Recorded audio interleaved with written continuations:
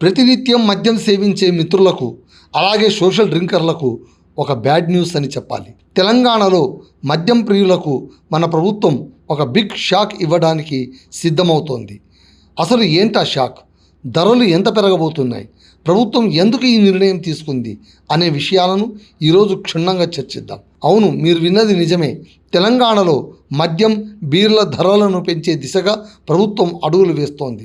ఇప్పటికే అందుతున్న సమాచారం ప్రకారం వచ్చే జూన్ 2న తెలంగాణ రాష్ట్ర అవతరణ దినోత్సవం వేడుకలు ముగిసిన తర్వాత ఏ క్షణమైనా ధరల పెంపుపై అధికారిక ఉత్తర్వులు వచ్చే అవకాశం ఉంది.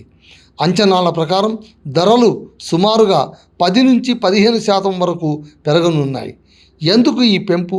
మద్యం తయారీ కంపెనీల నుంచి ప్రభుత్వంపై ఒత్తిడి రోజు రోజుకు పెరుగుతోంది కాబట్టి.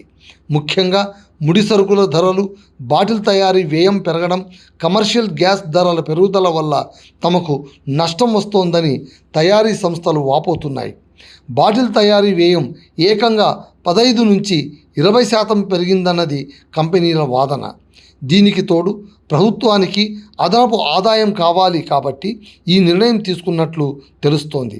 అసలు విషయం ఏంటంటే, ఈ సమస్యపై అధ్యయనం చేయడానికి ప్రభుత్వం ఒక త్రిసభ్య కమిటీని నియమించింది. ఆ కమిటీ పొరుగు రాష్ట్రాల్లో ఉన్న మద్యం ధరలను క్షుణ్ణంగా పరిశీలించింది. అక్కడి ధరలతో పోలిస్తే తెలంగాణలో 25 నుంచి 30% వరకు ధరలు పెంచవచ్చని ఆ కమిటీ ప్రభుత్వానికి సిఫార్సు చేసింది. కానీ ఆలోచించండి, ఒకేసారి 30% పెంచితే సామాన్యుడిపై భారం పెరగడమే కాకుండా ప్రజల నుంచి తీవ్ర వ్యతిరేకత వచ్చే ప్రమాదం ఉంది.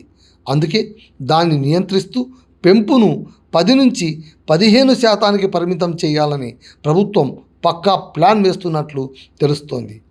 ఆర్థిక, అబ్కారీ శాఖలు దీనికి సంబంధించి కసరత్తును ఇప్పటికే పూర్తి చేశాయి. ఏ బాండ్లపై ప్రభావం? సాధారణ బాండ్ల నుంచి ప్రీమియం బాండ్ల వరకు ఆర్థిక మరియు అబ్కారీ శాఖలు దీనికి సంబంధించి కసరత్తును ఇప్పటికే పూర్తి చేశాయి.